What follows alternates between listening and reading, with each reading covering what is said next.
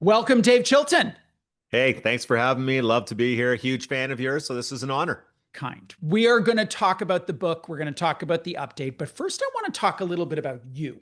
So, you were a teenager once. I hope that included some really bad hair because that's teendom. What were you like in high school? Who was Dave Chilton in high school? I was young. I started school a year early and I skipped a grade.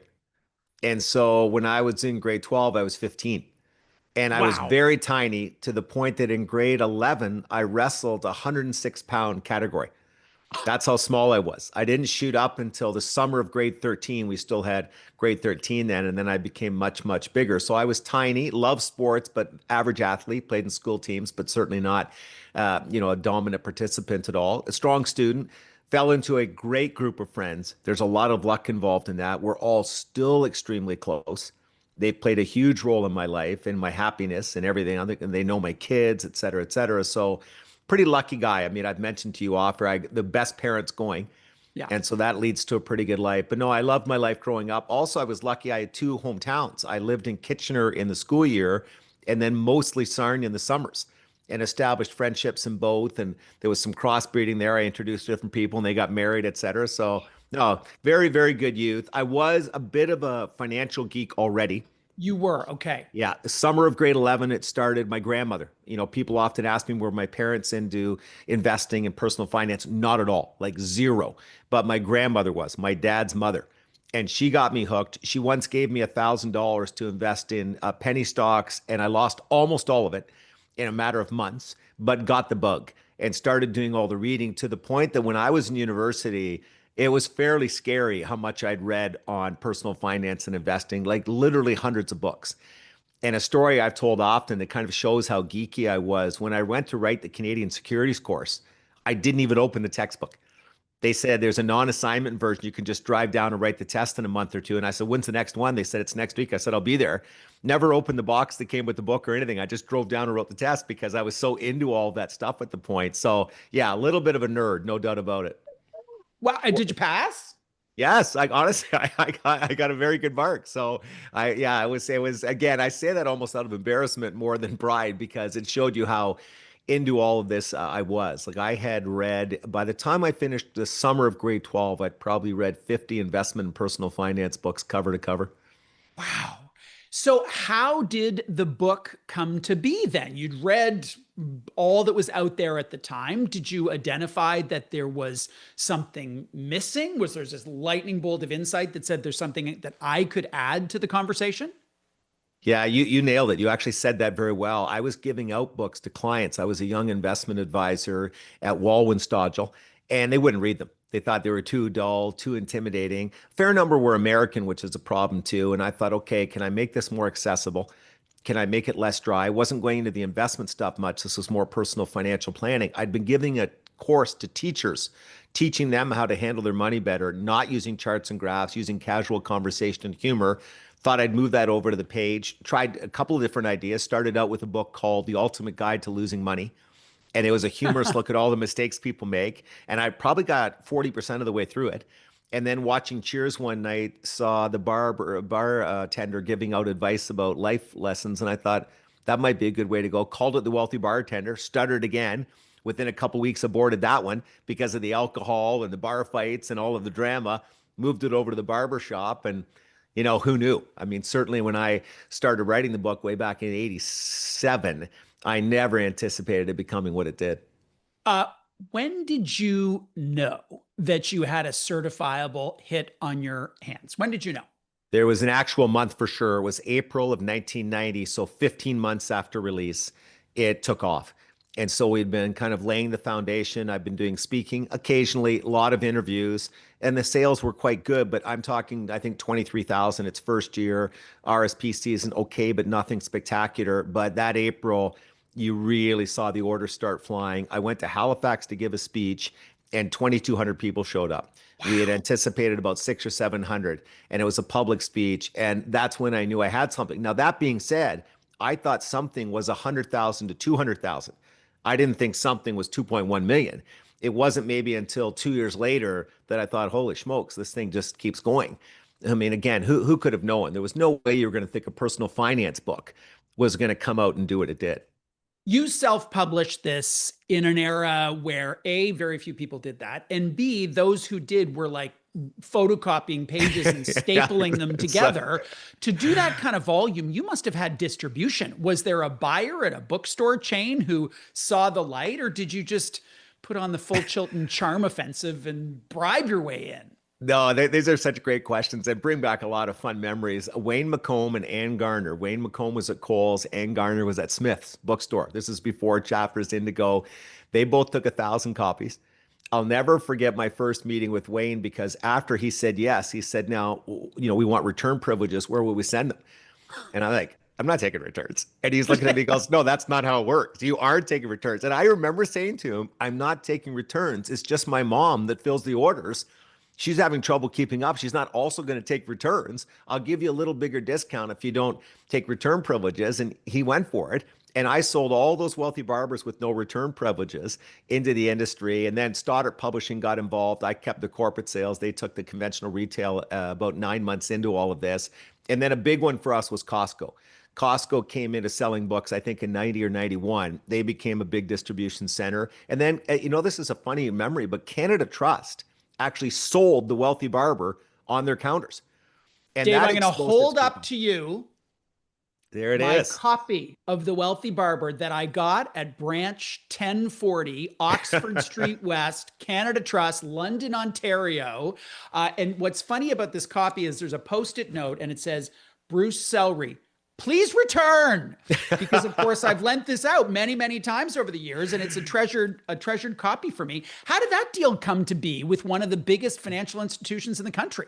That was pure luck. It really was. I gave a speech out near the airport, and Sue DeBarno, who ran some of the marketing there, happened to see me speak and said, "I wouldn't mind you coming doing some speaking for us, for the employees and for the client base." And then we started talking about selling the books in branches, and they took them coast to coast. I think they sold them at $10 and at retail for $14.95 or whatever. And that ended up being a much bigger deal than we thought. They sold a lot more than we thought, but also it put the book in front of people who traditionally didn't visit bookstores. And that kind of got the word of mouth going. And there's no doubt that by, I would say, mid 1990, it was word of mouth driving things much more than it was interviews, speeches. That had taken off. And a lot of people were buying 3 and 4 and 5 copies to give to Yeah. their kids, their niece, their nephew. And it just kept going. But Canada Trust, that was a lot of fun, that deal. How long did you keep your job for? You had a job. No, When did you decide? okay, you're going to laugh and roll your eyes. This is a crazy move, but I actually left before any of this. So I was What? teaching the teachers financial planning. I got the idea for the book and I thought I need to do this full time. I went to my wife, now ex-wife, and she and I are still close friends. Couldn't have done this without her. Like absolutely no way. And it was such a funny growth here. And then I said to her, "I'm going to leave my job. Not going to have any income for a while. I'm going to write a book." She's like, "You know what? I believe in you. I think you're a good communicator. I think this is positive." Then I went to her, 6 months later and said, "Odd decision, but I've turned down Fitzhenry and Whiteside, the publisher. I'm going to self-publish. I'm with you. I'm fully supportive of that." Then I went to her about 6 months later and said, "I'm going to have to cash out our RRSPs to print the book." And she's like, "Are you crazy?" I went too far. But I ended up doing that. And of course, the irony is the whole book says never touch your Ever. RRSPs. And I ended up using my RSPs to print the book, although it ended up being the best investment I could have made. If I were to ask your kids, what would they tell me about what their life was like growing up with the wealthy barber guy? I would say they would think it was mostly positive, but the travel in the early years was tough. I mean, I was on the road 100 to 140 days a year for a few years, one year worse. But I would take years where I didn't travel much, if any, at all. But I think that part was a little bit challenging. But in general, I think they really enjoyed it. And as you may remember, I ended up homeschooling. Yeah. I homeschooled my son for 3 years. I left the wealthy barber behind and he came and we worked out of the house. My daughter joined in for only a year and thought this is ridiculous hanging out with her father this much and went back to conventional education. So they liked that part of it. But for the most part, I think they enjoyed it. They thought it was a good thing, but the travel can be a little overwhelming. Their mother, again, just stepped up and did a wonderful job when I was away.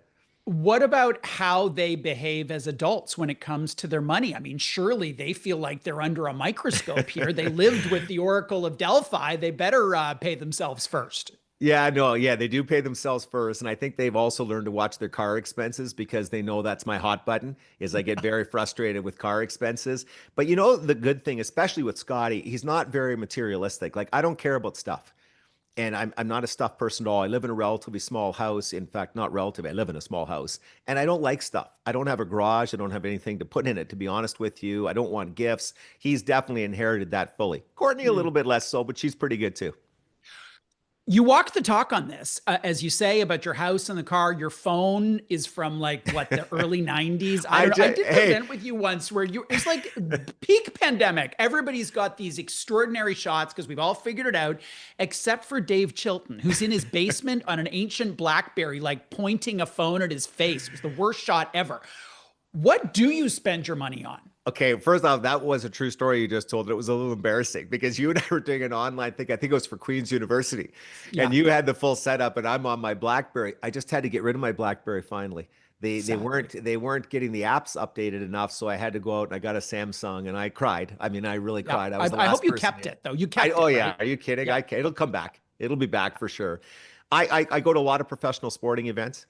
You know, I'm very involved in charities through a number of different things. You know, obviously, I set aside money to invest. I do some traveling, but not as much as you would think. And I'm a pretty low key guy. In fact, I would say I'm a very big loner. I spend a tremendous amount of time by myself, which I've always enjoyed. A lot of my hobbies are things you do on your own, from going to a driving range to reading books. I still read a tremendous amount, but How much you read? I was talking to one of your friends, Alex, and he yeah, said you would read so many books. Sometimes he would find them in the trash. Like you yes. had just books that you'd read and you were like done with, like it was a newspaper.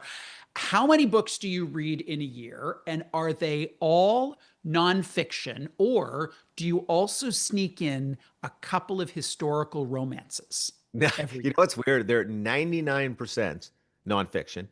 I Oh, still read probably 30 to 40 a year, but at one point when I was flying a lot, I read 200 and something a oh year. my God. So I just read and read and read. And I still really enjoy reading, by the way. I like it better than the online world. I think you think as you go, you're reading critically. The authors normally put a lot of effort into forming the thoughts, et cetera. So I enjoy that. Books have played such a huge role in my life. I love books. I know you're that way. I don't even like holding them.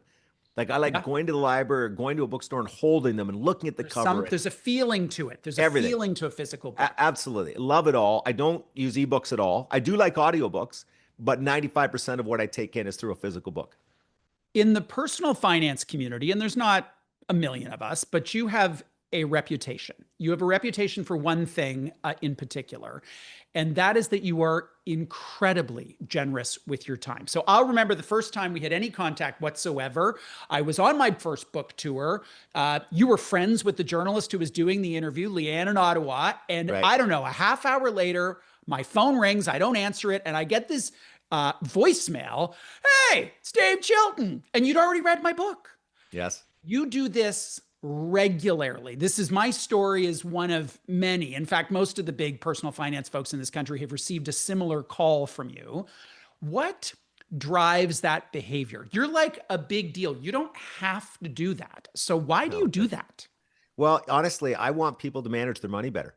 And so when I see people coming out who are good communicators and who could make a difference, I'm happy to support them in any way I can. You're very much the same way. In fact, our kind of group of people in Canada, I don't think any of us view each other as competitors. It's true. You know, none of us. We're always trying to help each other to advance our careers and speak better and get more audience, et cetera. I remember that day you were on with Leanne Cusack, and you were a wonderful communicator. You used a lot of humor and you used stories. And again, you took the intimidation out. So I knew that you were going to be impactful, that you were going to get people listening. That's the hardest thing to do. Forget what you're teaching. The hardest thing to do is to get them to listen, to be open minded, to be open eared. And your humor really helped you on that front. But where I really fell in love with you, if you want me to build you up, was when you used to go on Lang and O'Leary. Yes. That's where I enjoyed you most. I mean, you would Oh, go on that's there and fun. bring a fresh energy. And the other thing is, you're very sharp. I mean, you know this stuff and you know it inside out. So I was happy to support you. And not that you needed it, you've gone on to very big things. Do all sorts of things. We talk at Credit Canada a lot about light bulb moments and prompting insight because knowledge is great, knowledge Right. is lovely, but insight is the real magic. When you think about a light bulb moment for you, and I'm sure there's many, what is one that is particularly resonant for you? A light bulb moment when it comes to your money? Well, if we go to my career first, I think the teaching teachers financial planning course really was probably the biggest thing that ever happened to me. I did it in a couple different centers, and the fact that it went over well, I got a lot of confidence. And the delivery style of using stories and humor resonated. And you really do think, well, if it's working with that group, there's no reason it wouldn't work with everybody else. So there was a light bulb moment there that turning to communication and education could do very, very well. In terms of managing my money, it's funny because I kind of naturally do a lot of the things that I've preached over the years. Like I didn't have to work as hard because I wasn't very materialistic. I don't really care about having the newest, the brightest, the best, and everything else. Like, I mean, I've told a story many times on stage about the right-hand side of my car right after buying it. This was a beautiful car being completely destroyed by a yard worker. He went down the side of my car and scraped the whole thing off. I never fixed it, never painted it, never touched it again. And it became all rusty and the doors almost falling off. And the funny thing is, Scotty would say to me, Dad, you have to come and look at this. It's embarrassing. I said, get in my side. My side looks fantastic. You don't even have to worry about it. Shimmy over to your seat. So the fact that I'm not really into all that stuff kind of came naturally. And for whatever reason, was born with the passion to understand the world of finance, even from arcane insurance products. I love reading about all that stuff. Right. And so I just am very, very lucky that I was really passionate about this area. No one's perfect. You're not perfect. I'm not perfect. What is an example of a mistake that you have made with your money? I had one year where I completely, this is a year, it was a couple years after I published my book about RRSPs. So I published a book about RRSPs and I forgot to contribute to my RSP.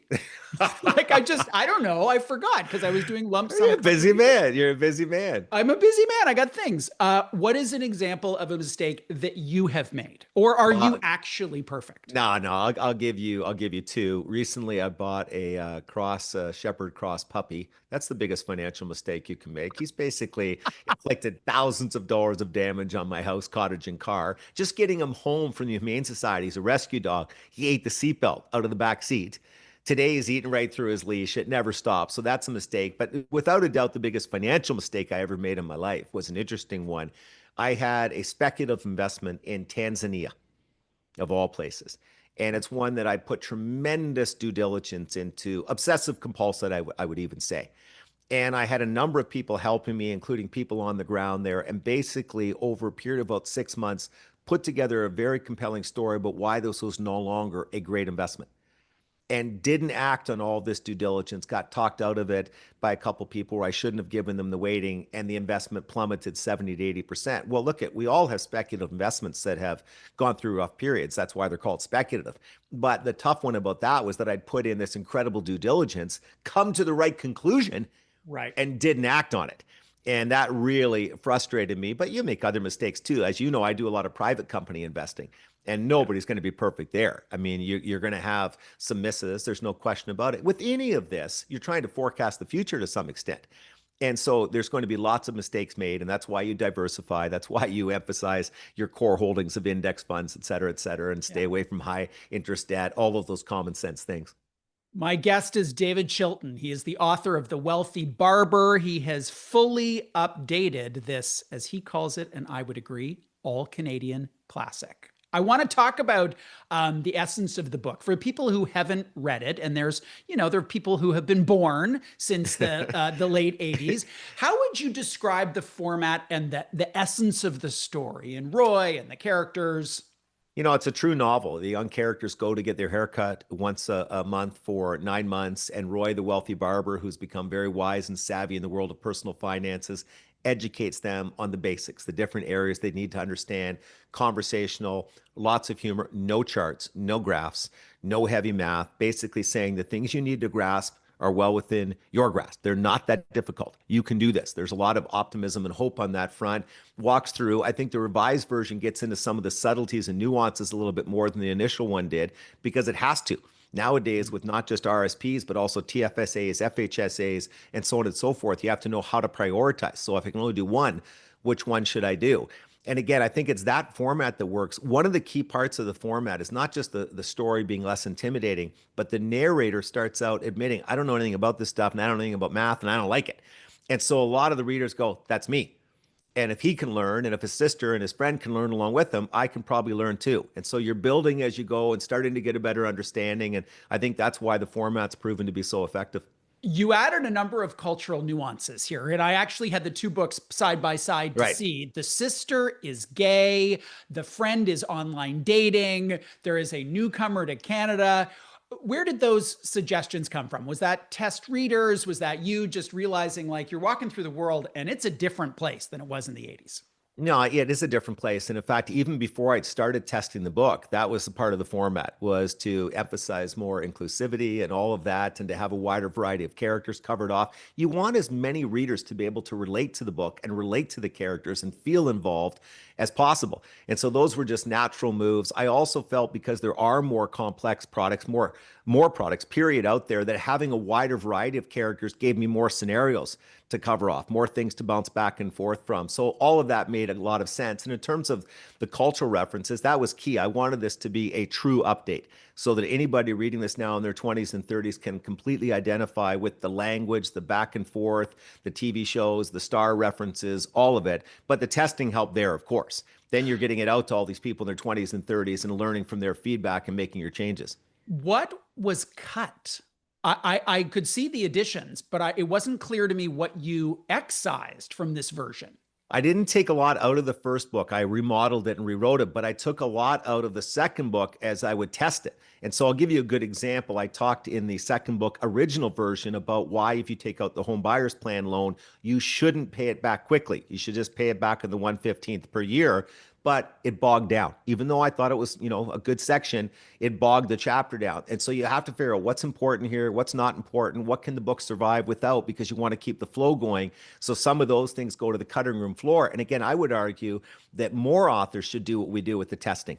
Get the book out in front, get the chapters in front of the target audience. What don't they like? What do they like? What do they understand? What are they still struggling with? What examples do they want to see? All of that can make the book so much more flowing and so much more impactful.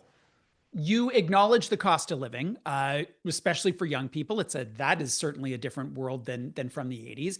I find sometimes that can be a bit of a justification for people. Like they're like, I can't, it's not possible, fill in the blanks. Um, you relate to it like there are still a lot of levers you can pull, that it's not all outside of people's control. How do you address that paradox of, yeah, things are more expensive and pay yourself first?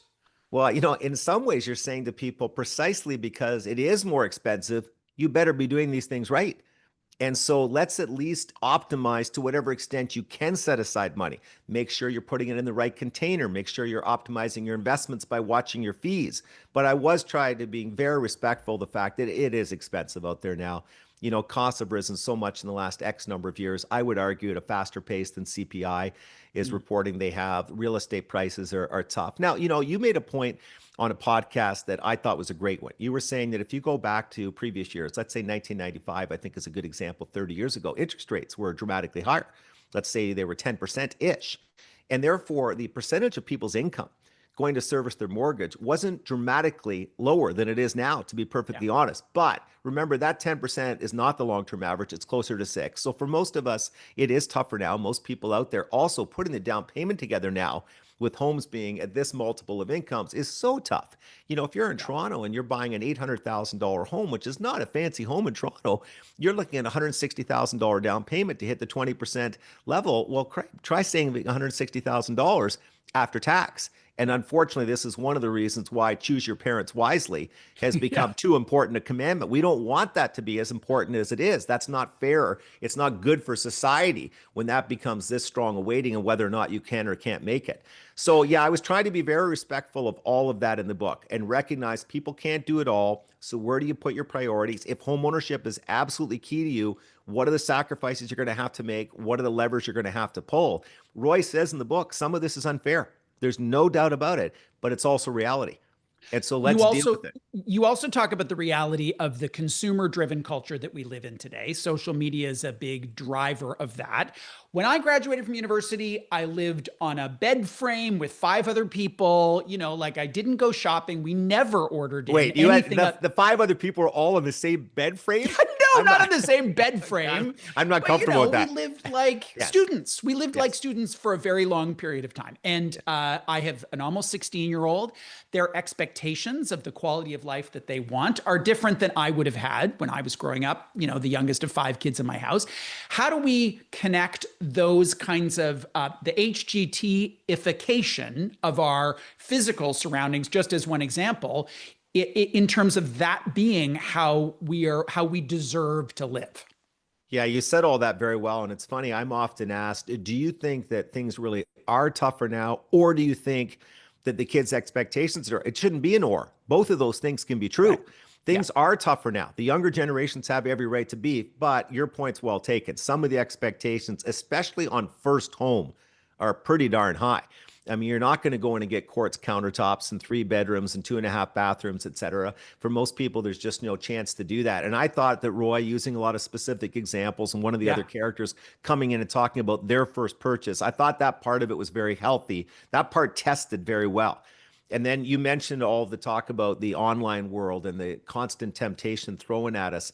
In the Saving Savvy chapter, I talked at length about that because that's the other part of today's world that's so much tougher on 20 and 30 and early 40s is the Yeah. temptation is everywhere, and so is credit. Nobody knows that better than you do with what you Yeah. do for a living. Credit is ubiquitously available. Giving into this temptation is much easier than it was when you and I started out. When I started Yeah. out, when you got a credit card and you were a kid, you had a $500 limit Yeah. on your credit Yeah. card, and you normally couldn't get a second one. So Yeah. that was it. You were at Yeah. 500. Oh man, you see the limits now, and people have an infinite number of cards. So it is very tough to avoid all these people trying to pull the dollars out of your wallet. You might not get a deal with Canada Trust to distribute this particular book. And the reason I say that is you're pretty pointed in your It was. critique of certain products and fees out there. I want to quote 2 things. Many insurance agents put their own interests ahead of their clients. And, quote, it is difficult to get a man to understand something when his salary depends on his not understanding. How would you characterize your relationships with the big financial services companies today? I think it may be less good after this. Now, I Okay, wanted, what our listeners can't see is you are shifting in your yeah. seat like a kid who either has to go to the bathroom No, or knows but they in cheated all on a test. seriousness, I'll tell you why. It's because I stepped on one of my dog's toys, so that wasn't Oh, an unease over this. okay. No, I mean, I think everything I've said in the book can be backed up with all of the data. And that first quote, I also came back after and said that I think the industry is dramatically improving, and most agents are much, much better than they used to be. I think the trend towards more honest, objective advice than well-trained people is a positive one. The problem is in Canada, we have a lot of very high fee products. And with people not being able to save as effectively and not maybe hit the 10 to 15% level that we advocate for because they are tight with real estate costs, we have to make sure we optimize the savings as we invest them and we take the best advantage of the markets we can. So we've got to look for lower fee products. I think AI will help with that over the next 5 to 10 years. You'll be able to do more of this on your own when you first start out. And then the advisors help you as your situation gets bigger and more complex. But yeah, I definitely spoke out pretty aggressively against a lot You of the high did. fee products. And no apologies for that. You and I have been talking about fees for 15 years. It's a core We part have. of my book, which is 15 years old. And yet I looked it up. Mutual funds are 5 times as big as exchange traded funds still now, Yeah. today. Why is that? Why is that? I think in Canada, because most products are sold, not bought, and our industry has more or less stayed the same in terms of where those funds are coming from, that's a big part of it. Also, I think in Canada, let's say the top 70% of people in terms of pursuing education don't tend to take it quite as seriously as some of our American counterparts, where you can see a lot of people have seen the light down there and they've gone towards passive, they've gone towards lower cost. We've seen less of that in Canada, but I think in general, it's how the industry is structured on the sales front. Over time, I think we're going to see a lot of changes. I really Mm. do. I think you're going to see fewer and fewer products where the commissions are embedded in the product. You're going to see lower cost products and people charging a flat fee for the advice. And then the consumer can judge, in my circumstances, is that fee worth it or could I do this on my own? In some cases, I would argue, by the way, it's a great deal. I mean, I have friends who've done very well. They've got complex financial situations, and they're getting a financial planner who's doing their investment planning, their estate planning, their insurance planning, and they're only paying 60 to 70 beeps, Right. 60.6.7 of 1%. Well, that can be a fantastic deal. Yeah. But a lot of people are being put in products with, again, 2.5% expense ratios. Boy, that's going to eat away at your performance dramatically over a 20 and 30 and 40-year period, no question. My guest is David Chilton. He is author of The Wealthy Barber, which is both a fully updated book and also a really great podcast, too. You Thank have you. a whole chapter called Saving Savvy. And given the work that I do at Credit Canada, I want to spend a bit more time on that section specifically. Pay off your credit cards, your consumer loans, all that stuff. What is the case that you make on why this is so important? I think I know, but I want to hear you say it. Well, I mean, first off, the after-tax return is ridiculous. You're paying off a 21% credit card, even a 14% credit card rate. Remember, that's after-tax money. I don't care where you're investing. I don't care if you're Warren Buffett. You're probably not going to put up that performance figure over an extended time frame. It also reduces stress. It frees up cash flow. I say it builds happiness. And I know that sounds dramatic, but I think all the evidence supports that. It's amazing to me, Bruce, how many people have come here over the years and we've kind of helped them lay out a plan to pay off their debts and say, you've got to do this, you've got to do that. There's some resistance. And of course, they're trouble breaking habits, right? They've been overspending. It's tough to go from overspending to underspending instantaneously. So a lot of this is challenging, but when they get the flow, amazing. And you see it all the time, how many people actually enjoy the process. They can see those balances declining, and it jumpstarts the rest of the financial planning process. It gets them much more successful in building up TFSAs, getting the proper insurance, even going to get a will. All of this plays together to some extent. So it's very, very important. It's going to take something for people to do that, for people to eliminate that consumer debt. And the word you use is sacrifices. And I ask this only partly tongue in cheek. What do you mean when you use the word sacrifices? Well, I mean, again, sometimes we have to take a little bit of a step back on lifestyle, for example, and you have to eat out a little bit less, that type of thing. Certainly cars. I mean, that's been my hotspot. There's no question about it. I don't think I'm judgmental at all when people said, here's my spending summary. When you take a look at it and see where you think I'm going wrong or where I might be able to save more. And I never judge except on cars. And it's because we Yeah. see so many people. I mean, again, you see it in your business where based on their income, there's no way they should be putting that much into cars, but they are. And sometimes it's both members of a couple who are doing that. The automobile industry has done a marvelous job of marketing over the last 4 and 5 decades. And for a lot of people, they define themselves to some extent by the car they drive. And they can rationalize and justify almost anything. Although I shouldn't say that, because here's the funniest thing about when I criticize people for their car expenses, they don't push back. They don't rationalize. They usually go, yeah, you're right. Yeah, Dave, you know what? We've been saying that for 5 years. We spend way Right. too much on cars. We're going to change that. And then they never do. So, I mean, those are the types of sacrifices we're talking about. And again, when you're trying to get rid of credit card debt, obviously you have to cut back a little bit. You've been spending more than you make. That's why you have the credit card debt in the first place. 2013 Toyota. The air conditioning still works. I don't think the CD player does anymore, but there was a while where when you tried to push the door lock thing, it sunk down into the armrest. There was but I got that fixed. I totally got that fixed, and I have replaced the tires. It is still a safe car. I want to ask you about some of the ideas that you have, which some are consistent with the time and some are antithetical, especially maybe for an older generation. You're a fan of the side hustle. Big. You talk about it twice in the book. What kind of examples would you offer for people to consider driving income in that way?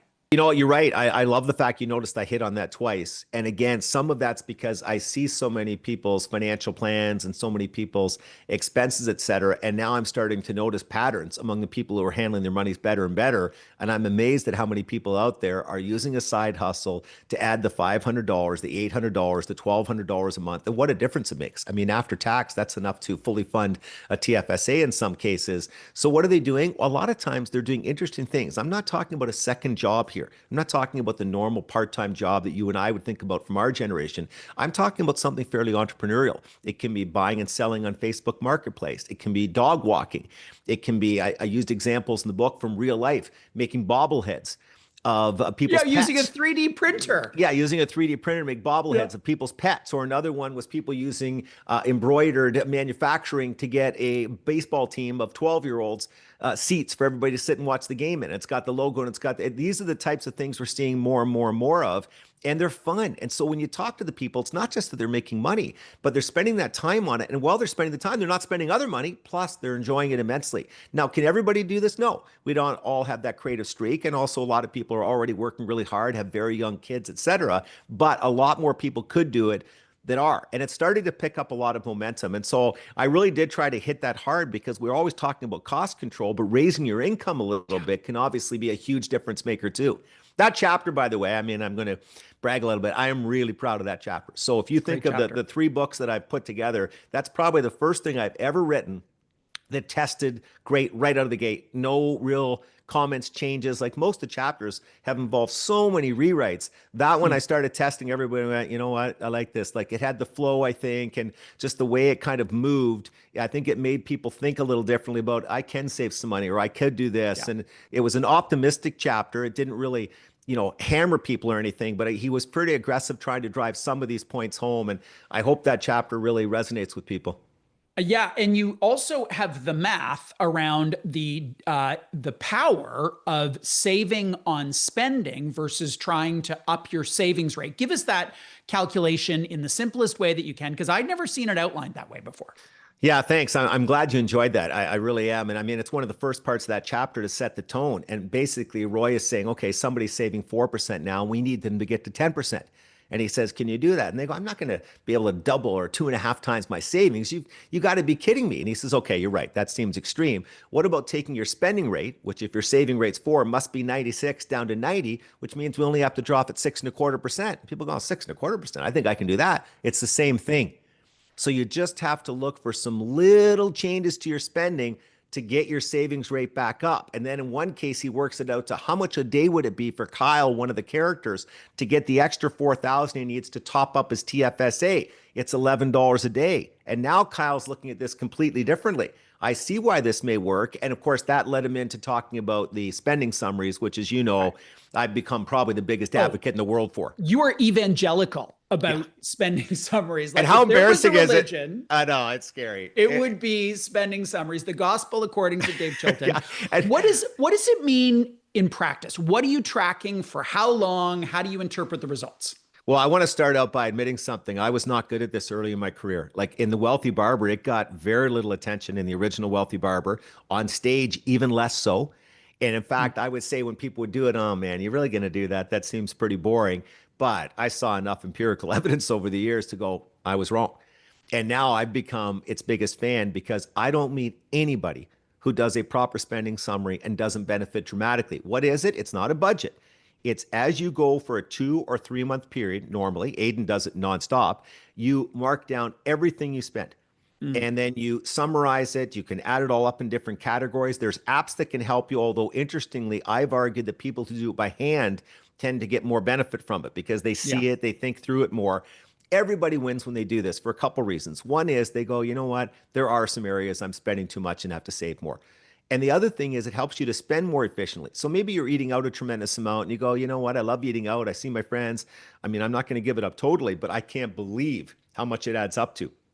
And so I put some specific examples in there, again, all drawn from real life. So all of those are real life people. I just put their examples into the character. And spending summaries are a very important part of a solid financial plan. Great jump start for people when they do that. You know, my big insight from doing a spending summary early in my career, I calculated all the things, and I'm pretty frugal by temperament, was that I spent almost no money on clothing. Like too little. And so they joke about how I've got holes in my socks and like threadbare shirts. And my insight was, dude, you've got to spend more on clothing because That's it's interesting. just too little. Yeah, you're presenting yourself as a vagrant, and that's inappropriate. You need to like actually spend money. So No, I think people you're can have looking sharp insights on today. both sides. Absolutely, they can. There's no doubt about that. And again, I'm not trying to say you do this only to save money. You do it also to spend money more efficiently. So sometimes you go, boy, I'm spending so much there, but I'm not getting enough joy units, to use Roy's expression. But my best spending summary, spending summary story comes from Mo right in my own office because she's very good with her money. She's not a big spender. When I first wrote about these back in the second book, she kind of, yeah, I don't need to. I said, just try one. Just see how it works out. Comes back a couple months later and says, you won't believe it. I've got to show you how much we are spending, her husband, herself, and the girls, young girls at the time, on in arena snacks and little things like that because they were all athletes, all hockey players. So then she's showing it to you, and it's mind boggling because you're going to the rink 3 times a day. 4 girls, you're spending $20 each time you go. It's $60. It's times 30, and you're going, what the heck? This is adding up to $1,200, $1,400 a month. We got to cut that back in half. And again, there's your TFSA contribution. Right. Now, that is the kind of example I see all the time. In fact, that particular category, spending on little things, things under $20, is a great category for people to do. What I find over and over again is a lot of people recognize they spend a lot in certain areas, maybe too much, Mm. fine, but they don't recognize how much too much until they do this. So I've had so many people come back and say, I knew I was kind of eating out too much. I've always known that, but I love it and I make some compromises elsewhere. But when I actually tracked it, holy smokers, it's It was way more than bananas. I thought. And Right. that's the same with cars, by the way. One of the ways I try to get people past the car challenge is let's write down everything here, not just the car payments, the insurance, the parking, the gas, the upkeep, the whole shebang for a few months and see how it tracks. And everybody walks away going, that's crazy as a percentage of my income. You encourage people to use the phrase, here's the quote, I can't afford it. Now, that is a phrase filled with words that are familiar to an English speaker, but collectively is a phrase I don't think I've ever heard or seen uttered everywhere. Okay, I'm teasing. You call it a liberating statement. How come? Because it frees you from that pressure to do everything. Pressure, by the way, that's often self-imposed. We like to say it's societal pressure. We like to say it's pressure from friends, but most of it's self-imposed. We don't want to fight FOMO at all. I find if I can get people to do that even a little bit, they start doing it a lot more than a little bit. They recognize it's not that big a deal to miss out on the odd event. It's not that big. We all have finite incomes, even those among us who are lucky to have done well. You can't do everything. Admitting it, stating it, walking away from some opportunities, missing the odd thing is very healthy and obviously a big part of saving. And so I push that pretty hard in this book and in the previous book, and very good feedback on it. In fact, I've had a number of friends say to me that's been a big difference maker for them.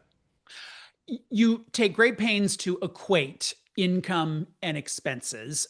Can you think of examples for you, things that you may have, I mean, you're already pretty lean in your spending orientation, but things that you've cut out that on reflection, the income required to earn the money for the thing just didn't make sense? Well, I think I'm a little bit that way with cars, to be honest. I bought some really nice cars when my career was just booming along and then realized quite quickly that habituation set in remarkably quickly and that the thrill of having the really nice car was gone within a couple months, but the Mm. payments weren't. The monies you had to give up and the opportunity cost weren't. And so I made some adjustments there. But for the most part, you're right. I tend to live relatively frugally anyway, but not, by the way, because I'm by nature that much a frugal or a miser. It's because I don't like stuff. And you Mm. combine not liking stuff with not being a guy who loves doing socializing. I tend to go places for half an hour and an hour and then slip out the back door. That's always been my kind of style. So a Yes, lot of this, you are again, like that. I am for sure. I mean, it's funny. So a lot of this stuff comes naturally. When I was doing all the Dragon's Den promotions, Arlene used to call me the ghost. She said we would walk down the red carpet together, and sometimes I would go right in the building and then out the back door and right back to the Royal York. Yeah, gone, gone, So they gone. could check that your name tag had Yeah, been picked exactly. up. If And yeah, there he's was here. enough people who said, I think he was here. I just don't see him right now. Absolutely. That's my style. And I don't drink. And, I tend to be a pretty low key guy by nature. So gifts are not your love language. For a lot of people, they are. How do you navigate that when you're with, and maybe this isn't your personal experience, but what advice would you give to people who are married to or parents of or kids of someone who has a real value around gift giving? Well, I mean, gift giving can be fun. And I mean, I like giving gifts too. I do think grandparents have gone way too far with kids. I mean, this is a funny comparison, but just forget math for a second and visualize this. Remember what Christmas trees looked like when you and I were young.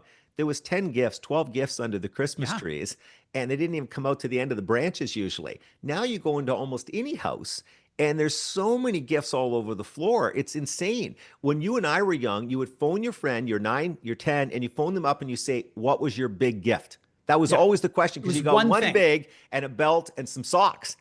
Yeah. And now you're getting Sony PlayStation and all these different types of things. And again, even people on the lower end of the income stream tend to get pulled into this because of social media, because of ubiquitous Yeah. credit, because of competition, because they won't let their kids down.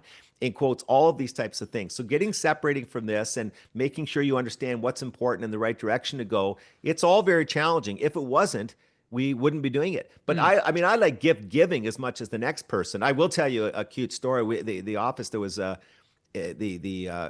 what's it called, the silent Christmas or whatever it is, or So, silent Secret Santa. Santa? Yeah, Secret Santa. So I didn't know Yeah. what it was, and I have it explained to me, and I said, "Oh, I get it now." So put the names. I just put my own name in all 5 times. So that's something for people to keep in mind. That's very effective. Oh, I'm sure. Dave Chilton is our guest. He is also a gift hoarder and very selfish and indulgent. He is the author of The Wealthy Barber. Guilty. I want to talk a bit about the future. So your update reflected on so many of the things that have changed over the course of the last almost 4 decades. It's Right. almost been that long. Much more will change, of course. Much more will change in the years to come. One thing that we can't talk enough about is AI. In your view, how does this play out? Is it a net positive? Is it a net negative? How do you think it relates to our money, our personal finance? I think beyond money and just societally, I think if we hit super intelligence, it will end up being a net negative. And I'll tell you Mm. why. I think 90% of it, 95% of it could be positive, but I think the 5% negative could overwhelm us. And I'm with Jeffrey Hinton and other people who are much more an expert in this field, that the dangers of this are very, very real. That being said, I go back and forth on where we currently sit with AI. I don't think the LLMs are up to snuff or as advanced as they're often portrayed to be. In fact, if you ask them financial questions, they tend not to be very good. There's a lot of mistakes coming back. We still have a long way to go. Now, change is coming quickly. They could be much better. But AI scares me. Even if it works very well, remember, one of its primary purposes would be to augment, if not replace, workers, replace. And we could have significant unemployment. We could have income and wealth inequality problems exacerbated. In fact, it's interesting. When I was writing the preface for this book, and as you know, you tend to write your preface after you've Mm. written the book, right while I was writing it, one of my friends who'd done some of the testing says, "What do you know about AI? What if it comes and wipes out all of our jobs? What position would you take then?" And I said, "Fetal." Like, I don't have a Yes. really good answer to that. I mean, if we have 30 and 40% unemployment rate, the ripple impact of that Yeah. problem on every other aspect of society will be huge. In general, I think the trends are quite positive, that technology is doing all kinds of interesting things, that I think some of this AI mixed with all of these intelligent people will figure out some of the challenges around the climate warming and so on and so forth. And I'm always positive in the very long term, but AI does scare me a little bit, as does quantum computing. It's just so remarkably powerful that when the two come together, who knows what it's going to lead to. Consumer driven banking or open banking is something that may well become a reality here. There's been some progress. Is this a big idea? Is this a catchphrase? I don't know. I mean, I think a lot of these new ideas like that aren't going to be gigantic difference makers. I don't think that there's anything wrong with our current banking system. The fees are very high, but at least we have stable banks. And that's a big part of a thriving economy, is that you can count on your banks. Investors know they can count on the banks, et cetera. I would like to see fees come down. And of course, with all the initiatives we're seeing in the fintech space, you're going to have margin suppression. There's no doubt about it. There's a lot of challenger banks. Sometimes they focus in a specific area, but you will see everything from credit card fees to foreign exchange fees, et cetera, coming down over the next 5 to 10 years. That's a good thing for consumers. So I think the trends there are actually quite positive. You have a fantastic podcast. You have this book now fully updated. You got lots of social media content out there. What do you see for yourself in the next 10 years? And more specifically, will there be merch? Can I buy? What can I buy? We've got Where's a Dave hat, Chilton in 10 but years? we don't sell the hat. We give them away. We don't sell the hat. But I think that I would like to keep the podcast going. The podcast seems to really be impacting people positively who are listening to it. We've had great guests, including you on, and it seems to really, really be resonating. I don't know if I'll keep producing this many of the social media clips because it's a lot of work. And because I don't talk too much about current events and I'm doing generic financial planning concepts, you run out at some point. And so I think I'll do less of that, more of the podcast. I doubt if another book is in my future. This took a lot out of me. I'm 64. And 16 months full time every day, the testing, the rewriting, it's not the same as when I was 27. I do find it a little bit more difficult, even the touring and all of those types of things. And plus, you get a little disconnected. If I wait another 36 years for the next update, we've got a real Yeah. problem. Okay. Do Yeah, we not read do. that book. I'm telling you right now, do not read that book. I was doing an interview today with CBC in Montreal, and one of the callers referenced your book as being his seminal light bulb moment. I That's hear this nice. all the time about your book. You hear this all the time about your book. And we're still not there. So, if you could snap your fingers and change one thing when it comes to the financial behavior of Canadians, what would that one thing be if you had to choose? And I'm making you choose. I would love to see a course taught in late high school that used more humor, stories, more wealthy barber type approach. The approach that honestly I saw you take that very first time you're with Leanne, where you took the intimidation out and you made it fun. I think if we could start about that age, I'm not a big believer, by the way, in starting a lot of this in grade sevens and eights. Some introductory stuff, yes, but they don't have enough of a concept of money yet. I think a little bit later, but a little bit more intense. But again, how do you bring it to life? How do you do all of that? I mean, I'd love to see everybody read The Wealthy Barber, obviously, but not for selfish reasons, because I think it can open their mind to the fact that the good things aren't that complicated. The stuff that doesn't work is very tricky, but the good common sense things that make a difference in the long term, we can all grasp those. We really can. Dave Chilton, thank you for writing the book. Thank you for updating the book. Thank you for your relentless passion for this topic and the sustained and really seismic difference that you have made to Canadians from coast to coast to coast. On behalf of all 40 million of us, we are grateful.